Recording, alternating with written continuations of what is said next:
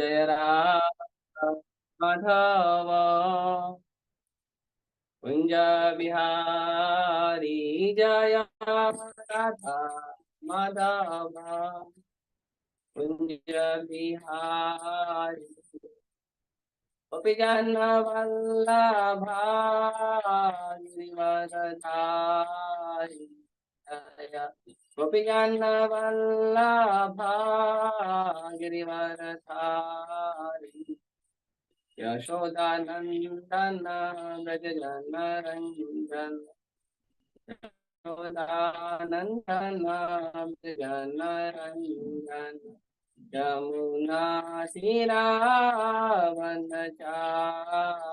यमुना तीरावनचारि जय राधा माधव कुंज बिहारी जय राधा माधव कुंज बिहारी जय प्रभुपाद प्रभुपाद प्रभुपाद जय प्रभुपाद प्रभुपाद प्रभुपाद प्रभुपाद प्रभुपाद राम संकीर्तन की जय। हरे कृष्ण महामंत्र की जय। ओम ज्ञानतिमिरन्धस्य ज्ञानाञ्जनशलाकया चक्षुरुन्मिलितं येन तस्मै श्रीगुरवे नमः। श्रीचैतन्यमनोभीष्टं स्थापितं येन भूतले स्वयं रूपः कदा मह्यं ददाति स्वपदान्तिकम्। वन्देऽहं श्रीगुरुः श्रीयुतापदकमलं श्रीगुरुं वैष्णवांश श्रीरूपं सागरजातं सहगण रघुनाथान्वितं तं सजीवं साद्वैतं सावधूतं परिजनसहितं देवं श्री राधा कृष्ण पादान सहगण ललिता श्री विशाखान्वितांश नमो विष्णुपादाय कृष्ण पृष्ठाय भूतले श्रीमते भक्ति वेदांत स्वामी नामिने नमस्ते सारस्वते देवे गौरवाणी प्रचारिणे निर्विशेष शून्यवादी पाश्चात्य तारिणे नमो महावदन्याय श्री कृष्ण प्रेम प्रदायते कृष्णाय कृष्ण चैतन्य नामने गौतुषे नमः। हे कृष्ण करुणा सिंधु दीनबंधु जगतपते गोपेश गोपिका कांत राधा कांता नमस्तुते सप्तकांचन गौरांगी राधे वृंदावनेश्वरी वृषभानुसुते देवी प्रणमामि हरिप्रिये वाञ्छाकल्पतरुभ्यश्च कृपा सिन्धुभ्यैव च पतितानां पावनेभ्यो वैष्णवेभ्यो नमो नमः। जय श्री कृष्ण चैतन्य प्रभु नित्यानंद श्री अद्वैत गदाधर श्रीवासादि गौर भक्तवृंद हरे कृष्णा कृष्णा कृष्णा हरे हरे हरे राम राम राम हरे हरे कृष्णा। तो आप सभी का स्वागत है फिर से नित्यानंद प्रभु के कुछ लीलाएं सुनेंगे हम लोग। और विशेष उत्सव है इसीलिए हम कुछ विशेष कर रहे हैं। ऐसे तो रोज हम भागवतम सुन रही हैं। भागवतम का मतलब क्या होता है पहले ये समझना चाहिए। भागवतम का मतलब होता है भगवान का गुणगान। श्रीमद् भागवतम लिखा ही इसलिए गया है कि नारद मुनि ने कहा व्यास देव जी के कि तुमने भगवान कृष्ण का एक्सक्लूसिवली गुणगान नहीं किया। तुमने वर्णन तो किया है भगवान की लीलाओं का बाकी चीजों का तुमने वर्णन तो किया है, लेकिन भगवान का केवल भगवान की लीलाओं का गुणगान नहीं किया है। तुमने जहां भगवान की लीलाओं का गुणगान किया या जहां भी कुछ किया है वर्णन किया है वेदों में पुराणों में, वहां पे क्या किया है फल श्रुति के साथ दिया है। ऐसे तो भागवतम में भी कई जगह फल श्रुति है, लेकिन भागवतम फल श्रुति के लिए नहीं है। फल श्रुति का मतलब होता है कि अगर आप ये कथा सुनोगे, ये कथा का पालन करोगे तो आपको ये फल प्राप्त होगा, वो फल श्रुति है। तो जो बहुत सारे जो कर्मकांड होते हैं या बहुत सारे जो शास्त्रों में वर्णन है लीलाओं का कथाओं का, उसमें फल श्रुति दिया है कि अगर आप ये सुनोगे तो ये होगा, ये करोगे तो ये होगा। तो लोग जो हैं वो भगवान की भक्ति का आश्रय या शास्त्रों का आश्रय क्यों लेते हैं? वो लेते हैं क्यों? क्योंकि उनको कुछ इच्छा पूर्ति करनी है। तो वो जो भक्ति है वो मिश्रित भक्ति होती है, कर्म मिश्रित भक्ति होती है, ज्ञान मिश्रित होती है, ध्यान मिश्रित होती है। मिश्रित मतलब कि उसमें केवल भक्ति का भाव नहीं होता है। केवल भक्ति जो होती है उसको हेतु की अप्रवृत्ति, कि भक्ति का कोई हेतु नहीं होना चाहिए, भक्ति का कोई इच्छा कारण नहीं होना चाहिए कि क्यों भक्ति कर रहे हैं। भक्ति क्यों करे, बस कर रहे हैं क्योंकि प्रेम है भगवान से, और कोई दूसरा कारण नहीं। केवल भगवान से प्रेम है, इसलिए भक्ति भाव होना चाहिए, और कोई दूसरा कारण नहीं। भगवान हमारे प्रभु है, हम भगवान के दास। लेकिन ये जो भागवतम के अलावा जितने भी शास्त्र हैं, उन शास्त्रों में क्या परेशानी है? उन शास्त्रों में ये परेशानी है कि जो भगवान की लीला है, कथा है, उसको सुनने और कहने का भी उसके अंदर फलश्रुति दिया है। जैसे भगवान की ही लीला है, भगवान विष्णु जी की ही लीला है सत्यनारायण कथा। लेकिन आप देखेंगे सत्यनारायण कथा में कदम कदम पे कदम कदम पे कदम कदम पे बार बार फलश्रुति बताया गया। इस कथा में ये हुआ, इस कथा में ये हुआ, इसके उसको वो मिला, इससे उसको वो मिला, इसने कथा सुना तो मिला, उसने कथा नहीं सुना तो मिला, इसने प्रसाद खाया तो मिला, प्रसाद नहीं खाया तो मिला। तो ये जो परेशानी है, जो चिंता का विषय है, वो क्यों परेशानी हो रही है? क्योंकि उसके अंदर श्रुति, फलश्रुति लिया गया है। और बाकी कई पुराणों में भी जो है भगवान कृष्ण की लीलाओं का गुणगान किया गया है, लेकिन उसमें फलश्रुति डाला गया है। उसमें क्या डाला गया है कि आप ये करो तो ये मिलेगा, ये करो तो ये मिलेगा। मतलब अगर मेरी इच्छा है, जैसे आप मार्केट जा रहे हो, आपको सब्जी का खरीदने का इच्छा है तो सब्जी की दुकान पे जाओगे, नहीं इच्छा है तो नहीं जाओगे दुकान पे। दूध खरीदने की इच्छा है तो दूध की दुकान पे जाओगे, नहीं है तो नहीं जाओगे, है ना? तो ये जो फलश्रुति का ये हो जाता है कि मेरे को ये पर्टिकुलर इच्छा नहीं है, तो फिर मैं क्यों भगवान की कथा सुनूं? जैसे कहीं है संतान प्राप्ति की इच्छा, तो अगर मुझे संतान प्राप्ति की इच्छा नहीं तो मैं क्यों कथा सुनूं? जैसे कहीं है कि हमको धन प्राप्ति की इच्छा, धन प्राप्ति की इच्छा तो सबको रहती, कोई मना करता नहीं। फिर भी अगर नहीं, हमको बराबर धन आ रहा है, हमको अलग से धन की जरूरत नहीं। कोई है बैराग बैरागी वाला, हमको धन क्या करना, लेके नहीं चाहिए, हमको भगवान की कथा नहीं सुननी। हाँ, तो इसके लिए भागवतम में वर्णन है भगवान की कथाओं का, तो बहुत सुंदर वर्णन है। जैसे भक्तिवर्धनम ग्रुप में आई थिंक कल या परसों एक क्या कहते हैं, बहुत सुंदर मैसेज डाला गया था कि भगवान की जो कथा है, एक छोटा सा वीडियो है, भगवान की जो कथा है, वो कथा को जो है हमको क्यों सुनना चाहिए, क्यों भक्ति करना चाहिए? क्योंकि भक्ति का कोई हेतु नहीं है, और भक्ति सबके लिए है। तो भागवतम में इसके लिए एक श्लोक कहा गया है। क्या भक्ति वाले वर्णन है? अकामो सर्व कामो वा मोक्ष कामा उदारदी तीव्रेण भक्ति योगिना येता पुरुषा परम। तो इसमें कहते हैं अकामो, अगर कोई व्यक्ति है जिसके हृदय में कोई इच्छा नहीं है, कोई भौतिक लालसा नहीं है कि मेरे को क्यों किसी चीज को प्राप्त करना है, कोई चीज को, किसी चीज को प्राप्ति की इच्छा ही नहीं है उसके हृदय में, तो अकामो, कोई काम ही नहीं है, कोई विचार ही नहीं है उसका। सर्व काम हुआ, और कोई ऐसा व्यक्ति है उसको सब कुछ चाहिए संसार में, ये भी चाहिए, ये भी चाहिए, ये भी चाहिए, ये भी चाहिए, सब चाहिए उसको संसार के। सर्व काम हुआ। और कुछ लोग हैं, एक तो है त्यागी, कुछ नहीं चाहिए, एक तो है भोगी, सब कुछ चाहिए, एक है न त्याग करना न भोग करना, केवल मोक्ष चाहिए। मोक्ष काम उदार दी, मोक्ष चाहिए। हाँ, तो अकाम हो सर्व काम हुआ, मोक्ष काम ही उदार दी। कुछ भी भावना हो, चाहे आपके पास बहुत सारे कामना हो, चाहे आपको कोई कामना हो, चाहे आपको मोक्ष की कामना हो, चाहे मोक्ष की कामना भी ना हो, लेकिन क्या करना चाहिए? अकामो सर्व कामो मोक्ष काम उदार दे तीव्रेणा भक्ति योगेना। कुछ भी आपकी परिस्थिति हो, आप इन सब में से किसी भी कैरेक्टर में फिट होते हो, आपको काम एक ही करना है। वो क्या करना है? तीव्रेण भक्ति योगेना, भक्ति योग का तीव्रता से पालन करिए। और किसका करना है भक्ति? तीव्रेण भक्ति योगेना यजेतः पुरुषः परम। तीव्रेण भक्ति योग्य करिए, भक्ति योग का पूरा पालन करिए। और किसका भक्ति करना है? तो परम पुरुष भगवान श्री कृष्ण का भक्ति करना है, और किसी का नहीं करना। इसके लिए भगवान भगवद गीता में एक पुरुषोत्तम नाम का अध्याय आता है, उसको पुरुषोत्तम अध्याय कहते हैं। तो पुरुषोत्तम अध्याय में जो है वो केवल यही पढ़ा जाता है, उसमें भगवान के पुरुषोत्तम होने का महिमा बताया गया। तो भगवान कौन है? भगवान कृष्ण पुरुषोत्तम भगवान। तो इसीलिए ये जो भागवत का मतलब होता है भगवान की लीलाओं को श्रवण करना, भगवान की लीलाओं का कथन करना। भागवत का मतलब होता है कि भगवान की लीलाओं को भगवान के भक्तों के द्वारा सुनना। भागवत की लीला हमको किनसे सुननी चाहिए? तो कहते हैं भागवत पौड़ी गया भागवत स्थान है।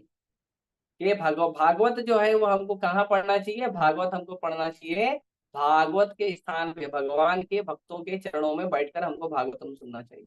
हाँ? तो ये बहुत महत्वपूर्ण है कि हमको किस तरह से भागवत सुनना चाहिए। तो भगवान की जो भी लीलाएं हैं जहाँ भी वर्णन की गई है वो सारी लीलाएं भागवत होती है। तो नित्यानंद प्रभु के बारे में हम थोड़ा सा आज एक एक्स्ट्रा लीला चर्चा करेंगे। तो उसमें वर्णन आता है कि सबसे पहले नित्यानंद प्रभु कहाँ प्रकट हुए थे? तो नित्यानंद प्रभु प्रकट हुए थे एक चक्र धाम में। उसका एक चक्र नाम क्यों था उसका हम थोड़ा चर्चा करेंगे, ठीक है। लेकिन उसके पहले एक सुंदर सी जो है वो क्या कहते हैं उसको, वैष्णव गीत है, हम उसको पढ़ेंगे, ठीक है।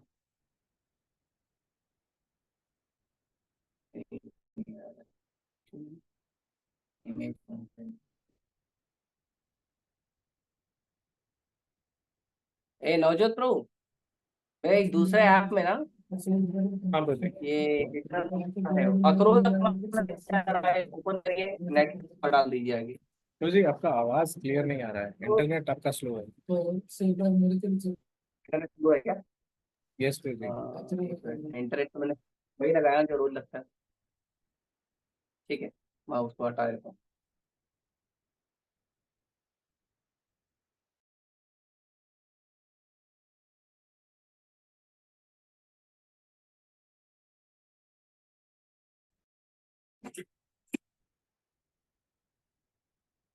अभी आ गया होगा। Is it now clear? मुझे अभी भी थोड़ा ब्लरीनेस है, बट समवॉट। तो बहुत नित्यानंद प्रभु के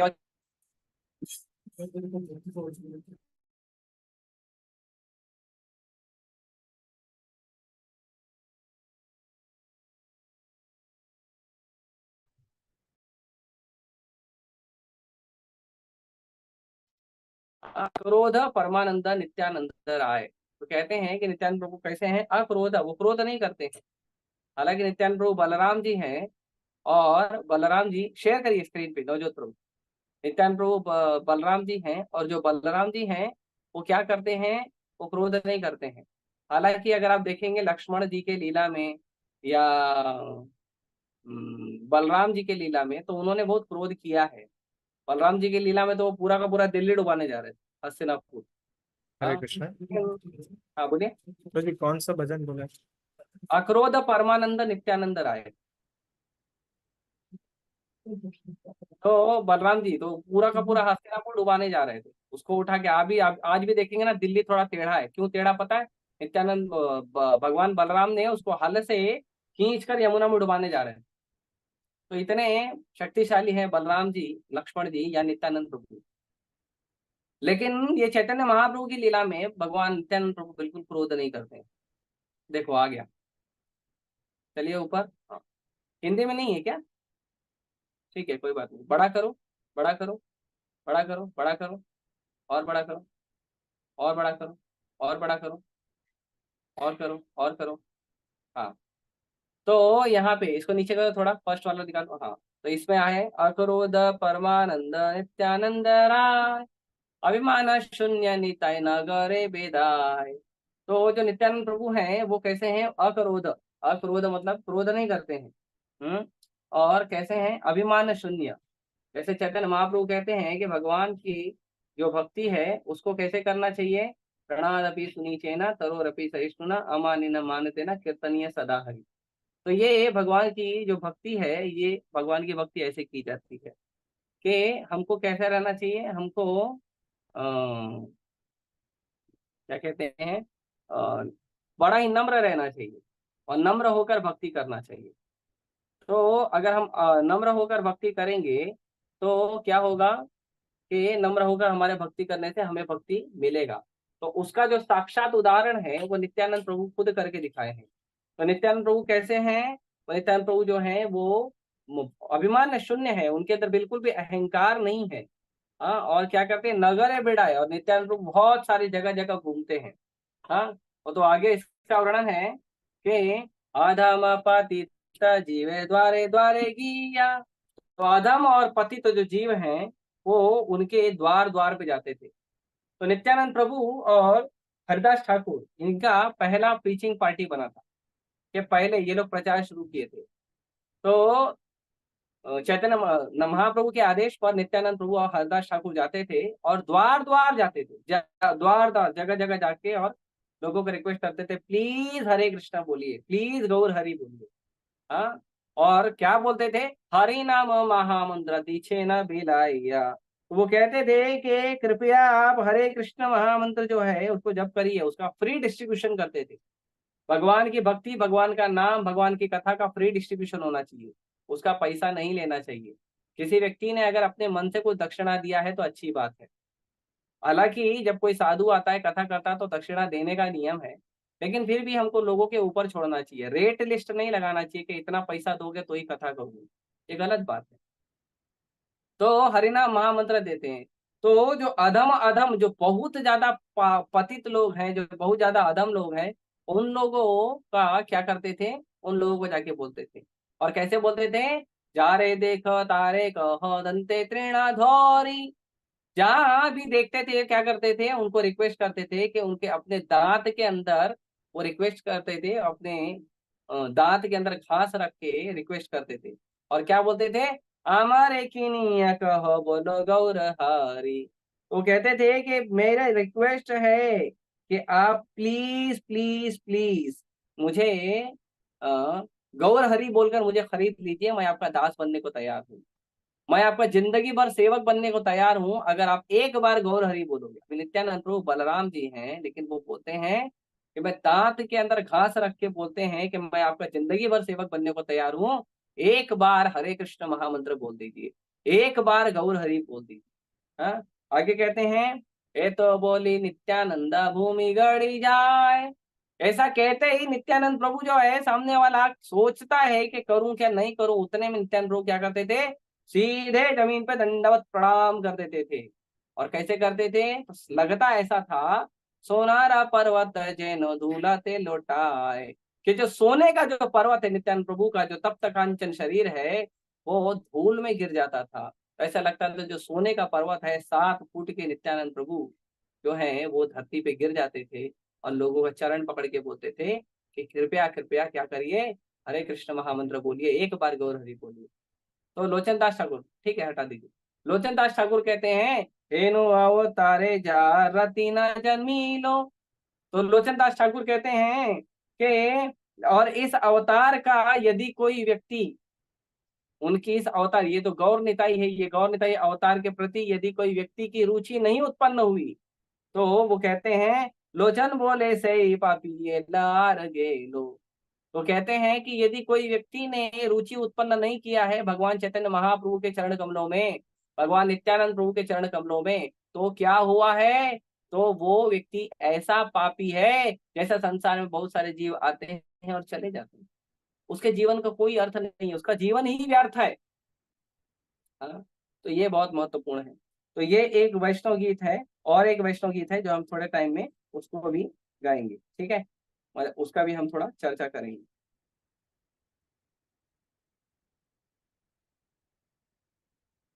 तो एक मिनट।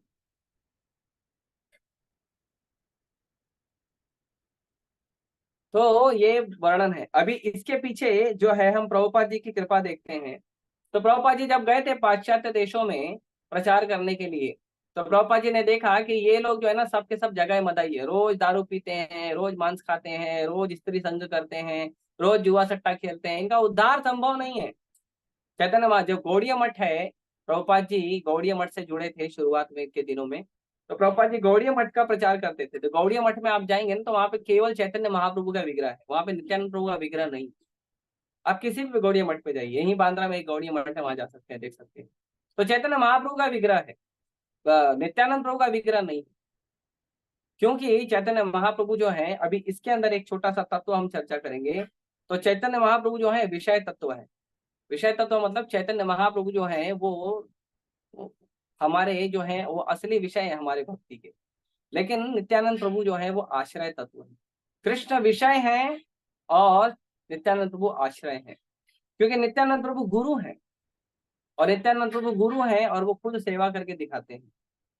तो ऐसे तो दास के भाव में सेवा करने का जो दास के आचार्य हैं वो है हनुमान जी। हनुमान जी जो हैं वो हमारे दास भाव के आचार्य हैं।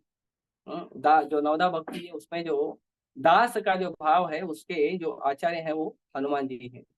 लेकिन लक्ष्मण जी, वाल्मीकि जी कहते हैं कि लक्ष्मण जी जो हैं उनका दास का भाव बहुत विशेष था, क्योंकि लक्ष्मण जी भगवान से कनेक्टेड भी थे, भगवान से के साथ उनका पारिवारिक संबंध भी था। और उसके बाद बहुत सारी ऐसी चीजें होती थी कि लक्ष्मण जी का हृदय जो है विदीर्ण हो जाता था कि ये काम नहीं होना चाहिए, फिर भी आदेश है करूंगा, आदेश है तो करना पड़ेगा। तो लक्ष्मण जी ने कहा देखो प्रभु ये अच्छी बात नहीं है, मैं इस लीला में आया हूँ, आपका छोटा होकर आया हूं, तो मैं मना नहीं कर सकता हूँ।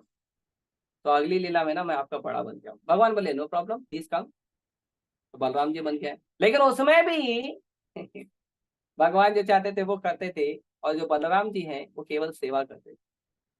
तो गुरु हमको यही सिखाते हैं कि भक्ति हमें चाहे अच्छी लगे चाहे ना लगे, जप करना हमें चाहे अच्छा लगे चाहे ना लगे, हमको ग्रंथ अध्ययन चाहे अच्छा लगे चाहे ना लगे, ये भागवतम सुनना हमें चाहे अच्छा लगे चाहे ना लगे, हमको फिर भी करना चाहिए।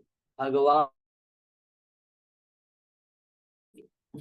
फिर भी करना चाहिए, क्योंकि भक्ति जो है वहां अपनी प्रसन्नता के लिए नहीं करना है, हमको भक्ति भगवान की प्रसन्नता के लिए करना चाहिए। भक्ति में ये नहीं कि मुझे चाहिए इसलिए भक्ति करना, नहीं। भक्ति इसलिए करिए कि कृष्ण से हमारा संबंध है, कृष्ण हमारे स्वामी है, हम कृष्ण को प्रसन्न करना चाहते हैं, यह भक्ति करने का मुख्य उद्देश्य होना चाहिए। तो बलराम जी जो हैं, जो हमारे आश्रय तत्व हैं, जो गुरु हैं, आश्रय दाता हैं, जो हमें आश्रय देते हैं, जिनके चरण कमलों से हमें आश्रय प्राप्त होता है, उनका हमको भक्ति करना चाहिए। तो हम एक बहुत ही सुंदर कथा सुनाएंगे आपको नरोत्तम दास ठाकुर का। तो नरोत्तम दास ठाकुर जो हैं वो बंगाल में जन्मे थे। तो बंगाल में नरोत्तम दास ठाकुर और उनके पिताजी और उनके चाचा जी, दो लोगों का बहुत बड़े जमींदार थे, नरोत्तम दास ठाकुर के पिताजी और उनके चाचा जी। तो नरोत्तम दास ठाकुर के पिताजी और चाचा जी थे गोवर्धन मजूमदार और हिरण्य मजूमदार। तो ये दोनों जो हैं ये क्या करते थे, पब्लिक से टैक्स कलेक्ट करके सरकार को देते। तो सरकार का एक नियम था कि इतना टैक्स आप मुझे दे दो और उसके बाद ये पैसा बाकी तू रख। तो ये क्या करते थे, ये टैक्स कलेक्ट करते थे और सरकार को देते थे, और उसके बीच में सरकार इनको कुछ रिटर्न टैक्स का जो है बेनिफिट देती। तो गोवर्धन मजूमदार और हिरण्य मजूमदार जो है उस समय के सबसे अमीर लोग थे। उस समय उन लोगों की जो इनकम थी, जो मासिक इनकम थी, वो थी 12 लाख रुपए। अभी के समय करोड़ों अरबों में जाएगी। 12 लाख रुपए थी उस समय, और वो दोनों बहुत अमीर थे। और उनमें नरोत्तम दास ठाकुर जो थे उनके इकलौते वारिस थे, उनके इकलौते जो उत्तराधिकारी। तो नरोत्तम दास ठाकुर जो है वो भगवान की भक्ति करते थे। नरोत्तम दास ठाकुर जो है हरिदास ठाकुर का उन्होंने संग प्राप्त किया था। और हरिदास ठाकुर जो है हर समय चैतन्य महाप्रभु और नित्यानंद प्रभु का जो गुणानुवाद करते रहते थे, उनका कीर्तन, उनका गुण वर्णन करते रहते थे। तो जो नरोत्तम दास ठाकुर है उनको रुचि उत्पन्न हो गई चैतन्य महाप्रभु के चरण कमलों में भक्ति प्राप्त करने की। और यहाँ तक कि चैतन्य महाप्रभु ने जो पद्मा नदी है, पद्मा नदी में नरोत्तम दास ठाकुर के लिए कृष्ण प्रेम रख कर गए थे पद्मा नदी के पास। तो इसका बहुत विशद वर्णन है, हम उतना डिटेल में नहीं जाएंगे। तो नरोत्तम दास ठाकुर को वहां पे कृष्ण प्रेम प्राप्त हुआ, क्योंकि चैतन्य महाप्रभु नरोत्तम दास ठाकुर के जन्म लेने के पहले जो है कृष्ण प्रेम उस पद्मा नदी में रख कर गए थे। तो नरोत्तम दास ठाकुर जो है वो भगवान का भक्ति करते थे, लेकिन नरोत्तम दास ठाकुर जो है वो बार बार क्या करते थे, वो भाग जाते थे कि भाई मुझे भगवान का भक्ति करना है। हम्म, भगवान का भक्ति करना है, भगवान का भक्ति करके आगे बढ़ना है। तो नरोत्तम दास ठाकुर जो है वो अम, नित्यानंद प्रभु के बहुत प्रिय भक्त हुए हैं। तो उन्होंने एक बहुत सुंदर भजन लिखा है। वो कहते हैं, निताई पद कमला कोटि चंद्र सुशीतल, जे छाया जगत जुड़ाए। तो कहते हैं कि जो नित्यानंद प्रभु का जो चरण कमल है वो कैसा है, कोटि चंद्र सुशीतल। कि जब पूर्णिमा आती है तो पूर्णिमा में क्या होता है कि एक पूर्णिमा में पूरे धरती पे जो है वो शीतलता छा जाती है, क्योंकि चंद्रमा की जो छाया है उस पर शीतलता होती है। तो वो शीतलता की वजह से क्या होता है कि पूरा धरती के ऊपर बहुत शीतल रोशनी आने लगती है। तो ये तो एक चंद्रमा की बात हो गई, लेकिन क्या कहते हैं कोटि चंद्र सुशीतल, बहुत सारे जो हैं वो चंद्रमा अगर एक साथ इकट्ठा हो जाए तो कितना हमें जो शीतलता होगी वो नित्यानंद प्रभु के चरण कमल में है। और कहते हैं जे छाया है जगत जुड़ाए, जिसकी छाया में पूरे संसार को आनंद प्राप्त होता है। आगे कहते हैं हेनो निताई बिना भाई राधा कृष्ण पाइते नाई, दृढ़ करी धरो निताई पाए। वो कहते हैं कि नित्यानंद प्रभु के चरण कमलों के बिना राधा कृष्ण के चरण कमलों की सेवा नहीं हो सकती। और इसीलिए वो कहते हैं कि हमें नित्यानंद प्रभु के चरण कमलों को दृढ़ता से पकड़ लेना चाहिए। आगे कहते हैं से संबंध नहीं जार वृथा जन्म गेलो तार, से पशु बड़ो दुराचार। के जो नित्यानंद प्रभु वो चैतन्य महाप्रभु से जिन्होंने संबंध अभी तक स्थापित नहीं किया है, उनसे निवेदन है कर लीजिए। क्यों? क्योंकि उसका जन्म जो है व्यर्थ हो गया है अगर वो जन्म लेके नित्यानंद प्रभु और चैतन्य महाप्रभु के चरण कमलों में उसने नहीं प्राप्त किया है। क्या नहीं प्राप्त किया है? रति उनके संबंध उनके चरण कमलों में नहीं प्राप्त किया है। तो कहते हैं वो पशु जो है वो बड़ा दुराचारी पशु है जो नित्यानंद प्रभु के चरण कमलों में संबंध नहीं बनाया है। आगे कहते हैं निताई ना बोलो मुखे मझिलो संसार सुखे, विद्या कुले की कौरिबो और। तो कहते हैं कि जिसने निताई का नाम नहीं लिया अपने मुंह से, वो संसार के सुख में जो पड़ा हुआ है वो कैसा है, उसकी विद्या का कोई फायदे का नहीं है, उसका पढ़ाई लिखाई डिग्री विग्री किसी काम का नहीं। आगे कहते हैं अहंकार मत हया निताय पद पासारिया, असत्य सत्य करी मानी। कि अहंकार के बल में हमने क्या किया है, हम अहंकार के बल में नशे में हो गए हैं। और क्या करें नशे में होके, नित्यानंद प्रभु के चरण कमलों के आश्रय को हमने छोड़ दिया। हाँ, तो क्यों ऐसा हुआ है? वो कहते हैं असत्य सत्य करे मानी। संसार के असत्य चीजों को हमने सत्य मानने का प्रयास किया है। संसार की चीजें असत्य है और हमने उसको सत्य मानने का प्रयास किया है। और जो नित्यानंद प्रभु जो सत्य है उनको हमने असत्य स्वीकार किया है। हाँ? आगे कहते हैं निताई एरा करुणा हवे ब्रजे राधा कृष्ण पावे। नित्यानंद चरण प्रभु की अगर हमारे पास कृपा होगी तो हमें ब्रज धाम में क्या मिलेगी, हमें राधा कृष्ण प्राप्त होंगे। धारो निताई चरण दुखानी। तो वो कहते हैं कि राधा कृष्ण के अगर हमको सेवा चाहिए, राधा कृष्ण का हमको आश्रय चाहिए, तो नित्यानंद प्रभु का चरण कमल पकड़िए, उनके दोनों चरण कमलों को धारण करिए। आगे कहते हैं निताई एरा चरण सत्य, तहारा सेवक नित्य। नित्यानंद प्रभु के ही चरण केवल सत्य हैं और उसी का मैं केवल हमेशा का हमेशा सेवक हूँ। हाँ, निताई पद सदा करो आश्रय। कहते हैं नित्यानंद प्रभु के चरण कमलों का हमेशा हमें आश्रय लेना चाहिए। नरोत्तम बोरो दुखी निताई मोरो करो सुखी। नरोत्तम दास ठाकुर कहते हैं कि मैं तो बड़ा दुखी हूँ, भक्ति नहीं कर पा रहा हूँ, हे नित्यानंद प्रभु आप मुझे सुखी करिए। राखो रंगा चरण रपास। वो कहते हैं कि अपने इस दास को अपने चरण के पास रखिए। तो नरोत्तम दास ठाकुर जो है वो नित्यानंद प्रभु के बड़े प्रियतम भक्त थे और उन्होंने बहुत नित्यानंद प्रभु से ज्ञान प्राप्त किया था। तो बहुत ही निकटतम पार्षद थे नित्यानंद प्रभु के नरोत्तम दास ठाकुर। तो हम कह रहे थे कि किस तरह से नित्यानंद प्रभु इस्कॉन में आए। तो गौड़िया मठ में अगर आप जाएंगे तो वहां पे आपको केवल चैतन्य महाप्रभु मिलेंगे। तो जब प्रभुपाद जी विदेश में गए तो प्रभुपाद जी ने देखा कि ये सारे के सारे जगाई मधाई इनका उद्धार कौन करेगा। तो जगाई मधाई का उद्धार करने के लिए एक ही पर्सनालिटी है जो सबसे पावरफुल है और वो है भगवान नित्यानंद प्रभु। तो भगवान नित्यानंद प्रभु को उन्होंने स्थापित करने का विचार किया। लेकिन प्रभुपाद जी ने सोचा कि गौड़ीय मठ की ही परंपरा को आगे बढ़ाना चाहिए। लेकिन गौड़ीय मठ की परंपरा में क्या है, हर रोज 64 माला जप करने का नियम। अब 64 माला जप करने के लिए जब प्रभुपाद जी ने विदेशी लोगों को कहा तो वो लोग एक बार गए और बोले कि ठीक है हम करते हैं। तो एक दो दिन ट्राई किया, प्रभुपाद जी कहा के बोले स्वामी जी नॉट पॉसिबल। तो प्रभुपाद जी बोले अच्छा ठीक है okay chant 32 rounds every day. आधा कर दिए। तो फिर वो लोग गए ट्राई किए 4-5 दिन, वो भी ट्राई किए, वो भी आके बोले sorry Swami ji not possible. क्योंकि प्रभुपाद जी ये नहीं कहते थे कि आप केवल जप करो, प्रभुपाद जी कहते हैं जप करो साथ में सेवा भी करो। और सेवा इतनी सारी होती तो जप कैसे होगा। तो फिर आ गए बोले बोले not Swami ji not possible. तो प्रभुपाद जी ने कहा ओके 16 राउंड नो लेस, 16 माला से एक माला भी कम नहीं, जाओ अभी इससे इसके कम बार्गेनिंग करने नहीं आना। तो सारे के सारे शिष्य जो है 16 माला करना चालू कर दिए। तो 16 माला का नियम जो है शास्त्रों में भी है कि जो व्यक्ति कम से कम 25,000 नाम भगवान के जप करता है वो 16 माला के अंदर आता है। और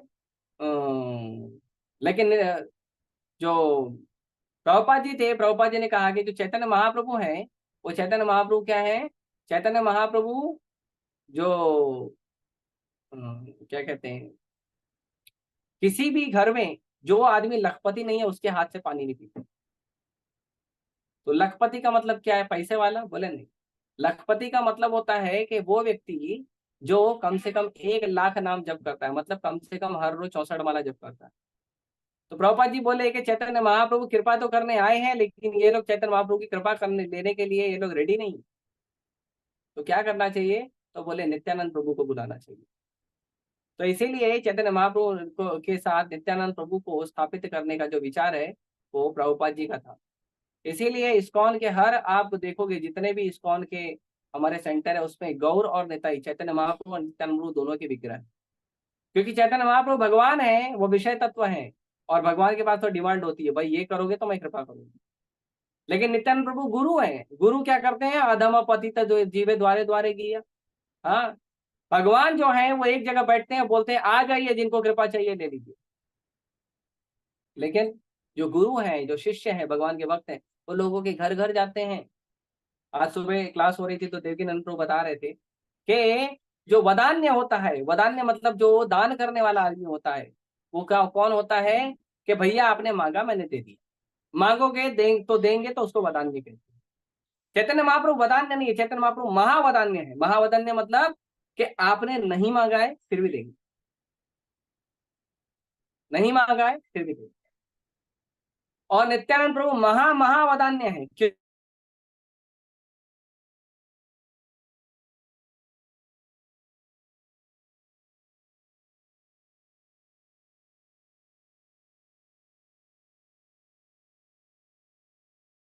डोंट डोंट तो इसीलिए नित्यानंद प्रभु जो है वो महावदान्य है, क्योंकि गुरु है ना। संसार में जो आचार्य प्रकट होते हैं, गुरु प्रकट होते हैं, वो क्यों प्रकट होते हैं? वो प्रकट होते हैं लोगों को भगवान की भक्ति ढूंढ ढूंढ कर देने के लिए। और यह काम जो है नित्यानंद प्रभु करते हैं, ये गुरु तत्व करते हैं। तो नित्यानंद प्रभु जो है वो इस तरह से सबके ऊपर कृपा करते हैं। और नरोत्तम दास ठाकुर और लोचन दास ठाकुर द्वारा जो है वो बहुत सुंदर वर्णन। लोचन दास ठाकुर एक और जगह एक और वैष्णव गीत में कहते हैं कि सब अवतार सारा शिरोमणि केवल आनंद कंद। कि जो चैतन्य महाप्रभु और नित्यानंद प्रभु ये कौन है? ये सारे अवतारों के शिरोमणि हैं।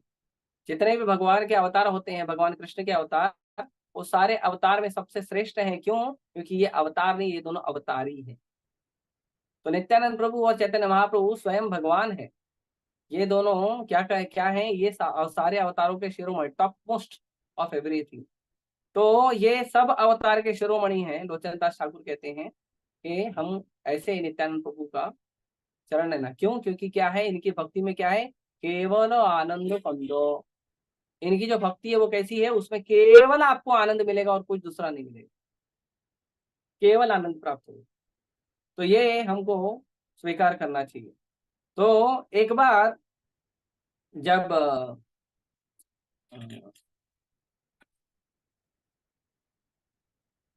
एक बार जब कुरुक्षेत्र का युद्ध हो रहा था, तो कुरुक्षेत्र के युद्ध में एक छोटी सी लीला है कि कुरुक्षेत्र के युद्ध में एक बार दुर्योधन जो है बड़ा क्रोधित हो गया। और दुर्योधन जो है वो देख रहा था कि भीष्म पितामह लड़ाई तो कर रहे हैं, लेकिन भीष्म पितामह शायद मन से लड़ाई नहीं कर रहे, क्योंकि भीष्म पितामह को पांडवों से बहुत ज्यादा स्नेह था, बहुत प्रेम था। दुर्योधन से उतना प्रेम नहीं करते, लेकिन पांडवों से बहुत प्रेम करते थे।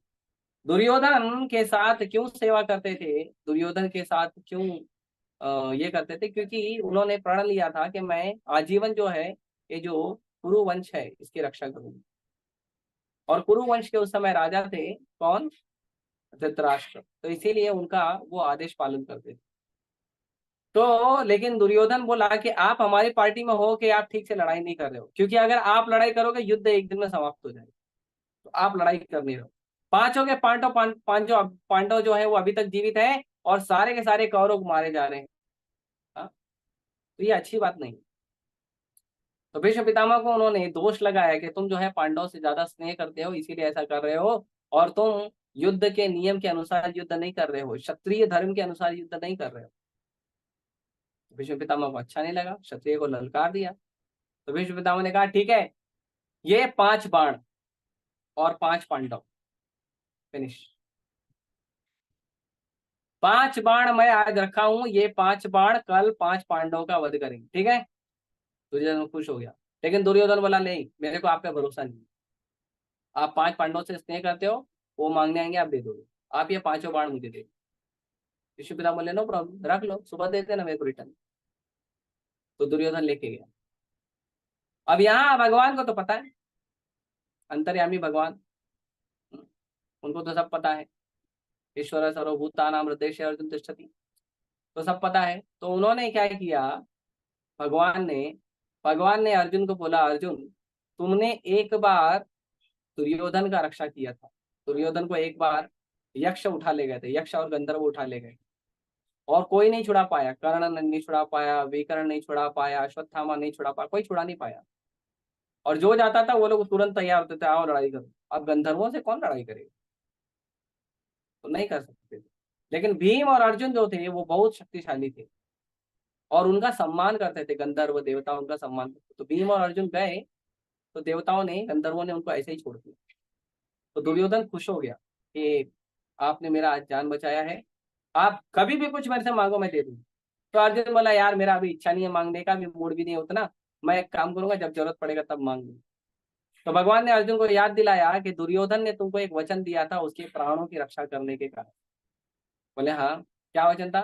बोले जो आप कुछ मांग लो, बोले थे ठीक है। बोले अभी जाओ दुर्योधन के पास, जाओ दुर्योधन के पास 5 भीष्म पितामह जी के बाण दिए गए, वो 5 बाण वापस थे। दुर्योधन के पास चले गए अर्जुन 5 बाण लेने के। जब गए तो दुर्योधन को उन्होंने बोला, तो दुर्योधन हालांकि शाम संध्या होने के बाद युद्ध नहीं होता था, तो एक दूसरे का सत्कार करते थे, प्रेम करते थे। तो दुर्योधन बोला आओ अर्जुन आओ, बताओ क्या चाहिए आपको, आपको पूरा हस्तिनापुर का राज चाहिए, मैं अभी दे देता हूँ। तो अर्जुन बोला नहीं नहीं, वो तो हमें लड़के ही ले लेंगे, उसकी दिक्कत नहीं है, मेरे को वो 5 बाण दे दो जो भीष्म पितामह जी ने आपको दिया है। तो दुर्योधन हैरान हो गया, अरे इसको कैसे पता चला। तो दुर्योधन जो है वो हालांकि उनको दे तो दिया अर्जुन को, लेकिन वो बहुत दुखी हो गया और तुरंत दौड़ के गया भीष्म पितामह जी के पास। और भीष्म पितामह को कहा ये अच्छी बात नहीं है, आपने पांडवों को क्यों बताया। तो भीष्म पितामह ने कहा कि मेरे द्वारपालों से पूछ लो, मैं द्वार के बाहर गया ही नहीं। बोले फिर अर्जुन को कैसे पता चला। तो भीष्म पितामह जी ने कहा कि वो जो अर्जुन के सखा है ना, कृष्णा, वो पूर्ण पुरुषोत्तम भगवान है।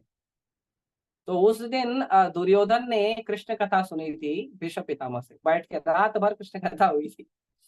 लेकिन दुर्योधन बोला ये अच्छी बात नहीं है, युद्ध तो होगा, युद्ध में जीतना तो है, तो क्या किया जाए। अभी तो आपका तो जो प्रण था 5 बाण से 5 पांडवों को मारने का, वो तो वेस्ट हो गया। तो भीष्म पितामह ने कहा ठीक है कोई बात नहीं, अगर वो 5 बाण नहीं लेके भी गए हैं तो भी कल मैं ऐसा भयंकर युद्ध करूंगा, या तो अर्जुन मरेगा या तो कृष्ण को अर्जुन की रक्षा के लिए शस्त्र उठाने पड़ेंगे। कृष्ण ने मेरा वचन तोड़ा है तो कृष्ण को भी वचन तोड़ना पड़ेगा। अब भक्त वत्सल भगवान, भगवान को कुछ फर्क नहीं पड़ता, भगवान का नाम खराब कुछ फर्क नहीं पड़ता, भगवान भक्तों के नाम की रक्षा कर। तो दूसरे दिन युद्ध चालू हुआ और भीष्म पितामह ये फिरोशियस एकदम बहुत भयंकर युद्ध करने लगे और मारने लगे, अर्जुन को बाण मारने लगे, भगवान को बाण मारने लगे, भगवान का कवच फाड़ दिया और बहुत भयंकर युद्ध करने लगे। अर्जुन को समझ में नहीं आ रहा था इतना क्रोध में क्यों है भीष्म पितामह। तो भगवान बोले अर्जुन समाप्ति का समय आ गया है, बी रेडी, तुम लड़ाई ठीक से कर नहीं रहे हो और भीष्म पितामह आज तुमको समाप्त कर देंगे। लेकिन अर्जुन समझ नहीं पा रहा था, अभी दादा का स्नेह है, परदादा का स्नेह है, तो क्या करे। लेकिन भगवान ने क्या किया, भगवान जो है वो देखे कि जब अर्जुन से सहन नहीं हो रहा है, तो भगवान कूद गए अपने रथ से और उन्होंने क्या किया, एक टूटे हुए रथ का पहिया उठा लिया और दौड़े भीष्म पितामह की ओर। हालांकि वो शस्त्र नहीं था, वो तो एक रथ का पहिया था, वो शस्त्र नहीं था। लेकिन वो जो रथ का पहिया है वो शस्त्र, उसको अभी भगवान के हाथ में तो घास का टुकड़ा भी आ जाए तो वो भी शस्त्र है। तो भीष्म पितामह जी देखे कि भगवान ने अब रथ का पहिया उठा लिया, तो भीष्म पितामह दोनों बाण और धनुष रख दिए, बोले आओ प्रभु तुम्हारे, यही तो चाहिए मुझे। तो अर्जुन जो है वो दौड़ के गया, भगवान का चरण पकड़ लिया, बोला भगवान मैं लड़ाई करूंगा, आप कृपया करके पहिया फेंक दीजिए, मैं लड़ाई करूंगा। तो जब अग्रीमेंट हो गया तो भगवान ने क्या किया, उस रथ के पहिए को उठा के बंगाल की तरफ फेंक दिया। तो बंगाल की तरफ वो चक्र जहां जाके गिरा, रथ का पहिया जहां पे जाके गिरा, उसका नाम पड़ा एक चक्र धाम। और यही एक चक्र धाम में नित्यानंद प्रभु प्रकट हुए। तो ये उसके नाम का जो है, एक चक्र धाम का जो है वर्णन है कि कैसे एक चक्र धाम उनका पड़ा। तो इस तरह से बहुत सुंदर जो है वर्णन है। और एक बार जो है पानीहाटी में जो नित्यानंद प्रभु बहुत सुंदर लीला कर रहे थे, तो वहां पे नरोत्तम दास ठाकुर और कई कई लोग थे, नित्यानंद प्रभु थे। तो नित्यानंद प्रभु जो हैं वहां पे बैठे थे और नित्यानंद प्रभु का सेवा किया जा रहा था। तो गौरीदास पंडित जो हैं वो नित्यानंद प्रभु के जो है सेवा कर रहे थे। तो वहां पे जो नित्यानंद प्रभु हैं, नित्यानंद प्रभु को कदम्ब का माला पहनना था। तो नित्यानंद प्रभु ने कहा जाओ मेरे लिए कदम का माला ले आओ। तो उस समय जो था वो क्या कहते हैं, सीजन नहीं था कदम के पेड़ का, कदम के फूल का। हमारे मंदिर में है कदम के फूल, बड़े बड़े गोल गोल रहते हैं। तो कदम के फूल का सीजन नहीं था, लेकिन फिर भी उनको कदम का माला पहनना था। तो उन्होंने अपने एक भक्त को कहा जाइए ले आइए। तो वो भक्त गए, वो बोले नित्यानंद प्रभु कदम का तो फूल नहीं मिलेगा ना, सीजन नहीं है। नित्यानंद प्रभु बोले जाओ आपके जो नर्सरी है, जो आपका जहाँ पे प्लांटेशन आपने किया है, पौधे लगाए हैं, वहां जाकर देखिए। तो जब वहां पे वो गए तो उन्होंने देखा कि नींबू के पेड़ में कदम के फूल आ गए। वो बड़े खुश हो गए। अब जो भगवान पूरी सृष्टि करते हैं, पूरी सृष्टि को बनाए, वो तो भगवान कुछ भी कर सकते हैं। तो फिर उन्होंने क्या किया, वो कदम के फूलों को लिया और नित्यानंद प्रभु को कदम की माला बना के। तो ये एक और लीला है। एक लीला और आई थी कि मालिनी देवी, मालिनी देवी जो है, जो शिवास ठाकुर के घर में थी, शिवास ठाकुर की पत्नी। तो मालिनी देवी जो है, वो मालिनी देवी क्या करती थी, वो भगवान के लिए घी रखा था उन्होंने। तो भगवान के लिए उन्होंने घी रखा था एक कटोरे में रख के, कि उसमें वो घी रखती थी। तो एक बार वो कौवा क्या किया, एक एक कौवा आया और वो क्या किया, वो घी उठा के लेके चले गया। अब मालिनी देवी सोच रही थी कि अभी भगवान के लिए जो हमने पात्र रखा है उसमें घी रखा है, भगवान के लिए है, अभी ये कौवा लेके चले गया, क्या करूं। तो नित्यानंद प्रभु वहीं थे, उन्होंने देखा कि मालिनी देवी जो है दुखी है। उन्होंने पूछा क्या हुआ माता। तो उन्होंने कहा देखो भगवान के लिए जो बर्तन रखा था जिसमें घी रखा था वो कौवा उठा के लेके गया। तो नित्यानंद प्रभु ने ठीक है, कौवा आके वापस देके जाएगा। तो सब लोग बोले ऐसे कैसे देके जाएगा, अरे कोई पक्षी लेकर कुछ उड़ गया तो उड़ जाता है, वो थोड़ी ला के देता है। नित्यानंद प्रभु बोले ऐसा थोड़ी होता है, ला कर देगा वो। नित्यानंद प्रभु ने बैठे बैठे कौवे को बोला, ए कौवा, वो जो घी का पात्र है वो वापस ला कर देके जाओ। तो जो घी का पात्र है वो कौवा वापस ला के मालिनी देवी को देके गया। और सब लोग आश्चर्य हो गए कि ऐसा कैसे हो गया। तो ये बड़ा सुंदर लीला जो है वो नित्यानंद प्रभु ने किया।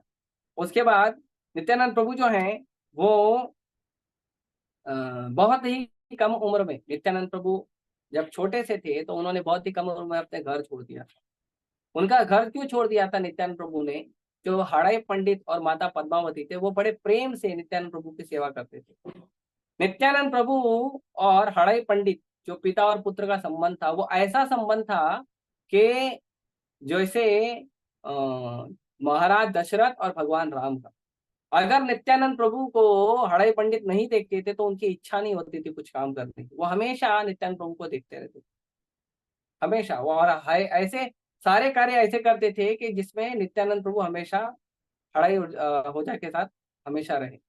लेकिन क्या हुआ कि एक बार जो अ, एक सन्यासी आए थे अ, अ, हड़ाई ओझा के घर पे। तो वो सन्यासी आए तो सन्यासी का बड़ा अच्छा आदर सत्कार किया गया। तो सन्यासी ने नित्यानंद प्रभु को देखा तो बड़े प्रसन्न हुए, और इतने सुंदर, भगवान तो सुंदर है ही, इतने सुंदर, बहुत एकदम आकर्षक देखा उन्होंने। तो वो सोचे कि ये जो नित्यानंद प्रभु है इनको अपने साथ रखते हैं, निताई को। तो उन्होंने, हड़ाई पंडित ने पूछा कि बताइए महाराज, मैं आपकी क्या सेवा करूं, आपको क्या दूं। तो सन्यासी ने कहा, अगर आप मुझे कुछ देना ही चाहते हो तो आप अपने बेटे को मुझे दे दो, मैं आपके बेटे को लेकर धाम यात्रा करना चाहता हूँ। तो जो हड़ाई ओझा है उनसे रहा नहीं गया, उन्होंने बोला आप कुछ और मांगो, मैं बेटा नहीं दे सकता। तो सन्यासी ने कहा, देखो मेरे को जो मांगना था मैंने मांग लिया, तुम्हें देना है तो दो, नहीं देना तो मत। अब ये धर्म संकट हो गया कि अपने प्राण को कैसे दे दे।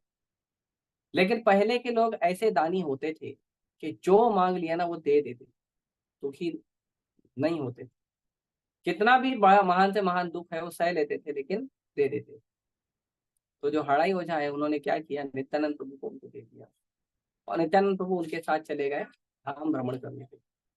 लेकिन जो हड़ाई ओझा है वो नित्यानंद प्रभु के विरह में रह नहीं पाए, और फिर कुछ दिनों के बाद उन्होंने अपना शरीर त्याग किया।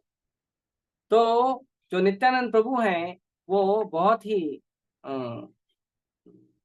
क्या कहते हैं, बहुत ही अ, हड़ाई ओझा के बहुत ही प्रिय पुत्र थे। लेकिन उन्होंने सन्यासी को अपने पुत्र को दान कर दिया। तो इस तरह से जो नित्यानंद प्रभु है वो निकल गए धाम भ्रमण करने के लिए। नित्यानंद प्रभु प्रकट तो पहले ही हो गए थे, गुरु पहले ही प्रकट हो गए थे, लेकिन जब तक चैतन्य महाप्रभु प्रकट नहीं हुए थे तब तक तो उन्होंने क्या कहते हैं, प्रचार शुरू नहीं किया। फिर जब चैतन्य महाप्रभु प्रकट हुए और सब लोग शांतिपुर आके मिले, तो शांतिपुर में आके मिले, और फिर वहां पे बड़ा सुंदर लीला है कि चैतन्य महाप्रभु जो है नित्यानंद प्रभु को देखते हैं, नित्यानंद प्रभु चैतन्य महाप्रभु को देखते हैं, दोनों एक दूसरे को देखते हैं, और दोनों जो भगवान हैं, दोनों जो कृष्ण बलराम हैं, दोनों निताई और गौर हैं, वो दोनों एक दूसरे को देखकर एकदम प्रेम विवल हो जाते हैं, और वहां पे बड़ा सुंदर लीला होता है। तो वो देखेंगे कभी, और अगर चर्चा करने का हमें समय मिला तो हम करेंगे। तो इस तरह से नित्यानंद प्रभु के बारे में ऐसे तो बहुत सारी लीलाएं, छोटी छोटी बहुत सारी लीलाएं हैं। एक्चुअली ये जितनी भी लीलाएं हैं मैंने शॉर्ट में चर्चा किया है, मैंने इसका डिटेल में चर्चा नहीं किया है। इसका डिटेल में चर्चा करेंगे तो और बहुत समय चले जाएगा, एक एक लीला को कम से कम एक एक लेक्चर लगेगा। लेकिन हमने कुछ स्पर्श करने का प्रयास किया है कि जिसमें हम थोड़ा सा अपने आप को शुद्ध करने के लिए भगवान का लीला श्रवण कर सकें। तो हमको ये समझना चाहिए कि नित्यानंद प्रभु हालांकि भगवान से बड़े थे अवतार में, लीला में, भगवान चैतन्य महाप्रभु से 12 साल बड़े थे नित्यानंद प्रभु, लेकिन फिर भी नित्यानंद प्रभु सेवक का भाव रखते थे। नित्यानंद प्रभु कभी भी स्वामी का भाव नहीं रखते, हमेशा सेवक की तरह रहते थे और हमेशा सेवा करते रहते थे। लक्ष्मण के रूप में भी सेवा करते थे, छोटे बनकर आए थे, बलराम और नित्यानंद प्रभु के रूप में बड़े बनकर आए थे तो भी सेवा करते थे। तो गुरु जो है वो भगवान के बहुत ही निकटतम सेवक होते हैं।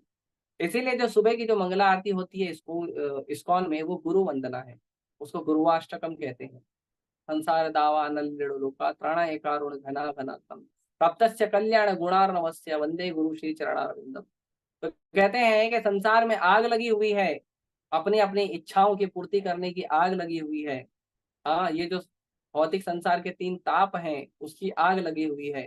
तो कहते हैं कि हे प्रभु, हे भगवान के प्रिय भक्त, हे गुरु, आप क्या करिए, आप भगवान के पास से कृपा का जल लेकर आइए, और घना घना तुम, और संसार के ये जो अग्नि लगी हुई है, जंगल की तरह जो अग्नि लगी हुई है, इसके ऊपर अपनी भगवान की कृपा की बारिश करिए कि इससे क्या हो जाए, इससे संसार के लोगों का दुख कम हो जाए, इससे संसार के लोगों का जो अग्नि लगी हुई है ताप की वो कम हो जाए।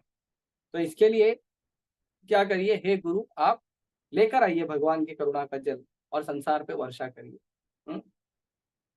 इसीलिए कहते हैं वंदे गुरु श्री चरण, इसीलिए हम गुरु, हे गुरु, हम आपके चरण की वंदना करते हैं।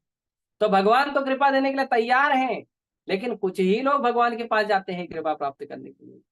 लेकिन जो गुरु होते हैं, जो वैष्णव होते हैं, जो भगवान के भक्त होते हैं, वो क्या करते हैं, वो भगवान की कृपा को भगवान से उठाकर जो भगवान के पास नहीं आ रहा उनको भी जाके कृपा करते हैं।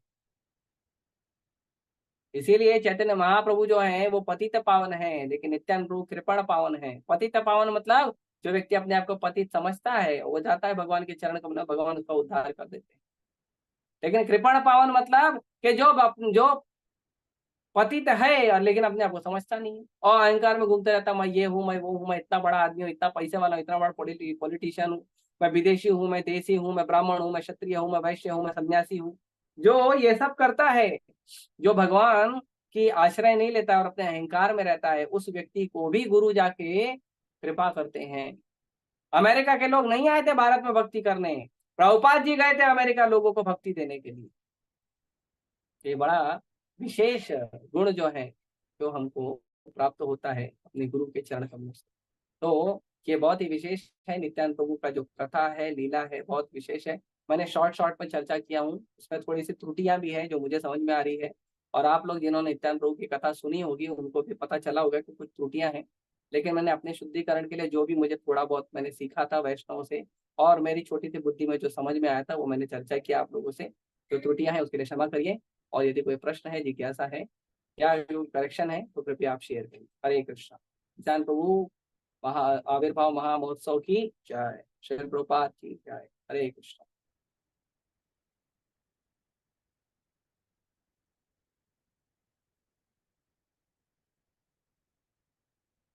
किसी को कुछ पूछना है, कोई भक्त को?